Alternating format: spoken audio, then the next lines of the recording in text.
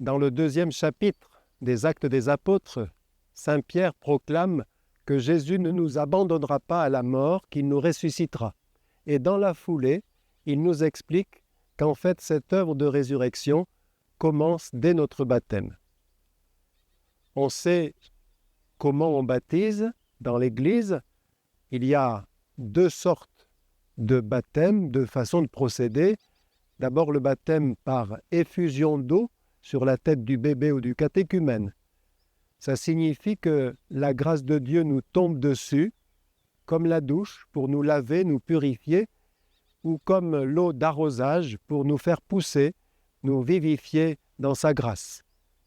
Il y a une 2e façon que nous faisons peu finalement, parce que nous sommes un peu paresseux. Je n'ai baptisé que 3 bébés par immersion dans toute ma vie de prêtre. Et oui, parce qu'il faut prévoir une petite bassine, une petite bassine où les mamans baignent les bébés. Il faut avoir mis un petit linge blanc pour évoquer tout de même la résurrection, lesté de pierre parce que le linge flotte sur l'eau. Et puis, il faudra dévêtir l'enfant, le plonger par 3 fois, ça c'est un vrai plaisir parce que lui-même est tout heureux dans l'eau, il y resterait toute la cérémonie. Et puis, le rendre à maman et à la marraine pour qu'elle le sèche et l'habille. Tout cela prend du temps.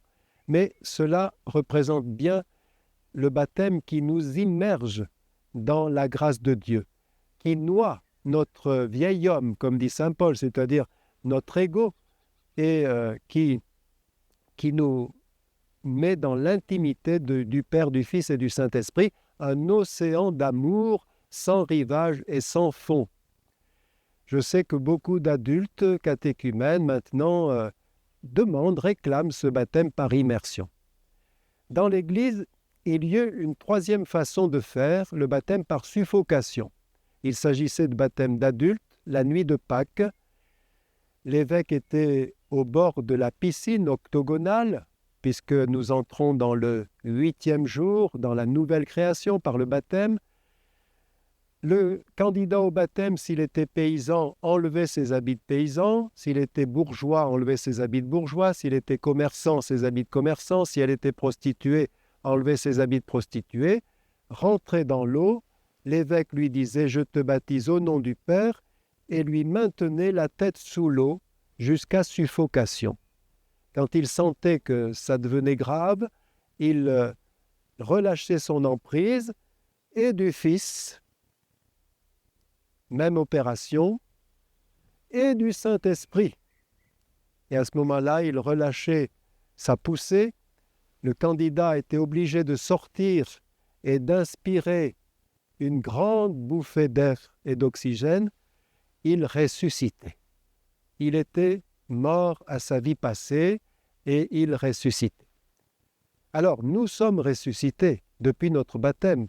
Alors, ne faisons pas comme les morts qui courent après les sites interpanet, qui courent après leur compte en banque, qui courent après les sorties en boîte.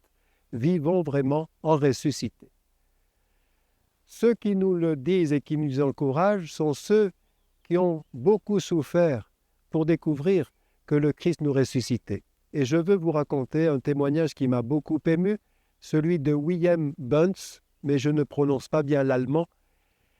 Cet homme a 2 ou 3 années de plus que moi, vous avez qu'à faire le calcul. Il est né dans une famille pauvre, dirons-nous, culturellement. Pensez donc, sa maman, dès la sortie de la maternité, ne s'est pas du tout occupée de lui. Elle laissait entièrement faire sa grande sœur de 4 ans seulement. Comment voulez-vous qu'une petite fille de 4 ans puisse s'occuper d'un bébé correctement? Quand on le découvre, il est couvert d'eczéma et il est très malingre. Après, il va vivre chez son papa, qui est soupolé, qui est très exigeant, beaucoup trop. Il raconte par exemple qu'un jour, il avait fait une petite bêtise. Papa lui fait une remontrance. Lui, il pense que c'est terminé. Papa lui dit qu'on va faire un tour en voiture. Il est tout heureux de ce moment de complicité avec son papa.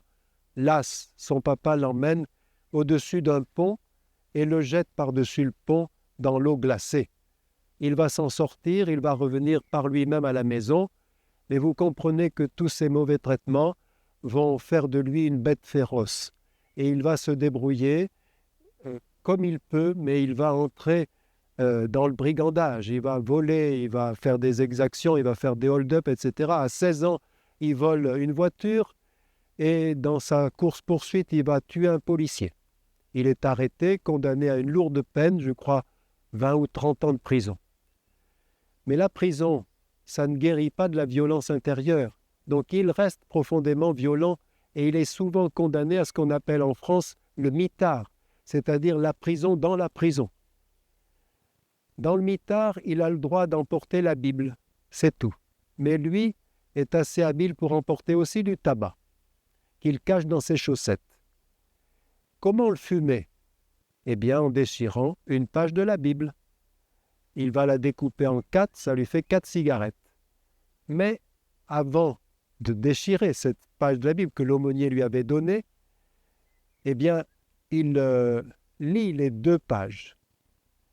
Et au bout de 6 ans, il a lu tout l'Ancien Testament, signe qu'il est allé souvent au mitard. Il a lu tout l'Ancien Testament et, sans qu'il s'en rende compte, petit à petit, il change. Il entre dans les évangiles et il va faire la rencontre de Jésus, à tel point qu'il va dire « Je prends au sérieux ce que tu dis, Jésus, et je veux demander pardon. Je veux moi aussi être lavé de toutes ces souillures. » Alors il fait une lettre au procureur où il explique « Vous m'avez condamné à 30 ans de prison. Pour un quart de ce que j'ai fait, je n'ai pas avoué les 3 quarts. Voilà ce que j'ai fait à tel et tel endroit. » Il écrit ça et il met la lettre dans la boîte à lettres, en se disant « Mais qu'est-ce que je suis en train de faire ?» Il essaye d'aller chercher la lettre, mais c'est impossible. 6 mois plus tard, la réponse du procureur arrive. Il mettra 1 mois. Il attendra 1 mois avant de l'ouvrir, tellement il a peur du verdict. Mais quand il l'ouvre, c'est la surprise.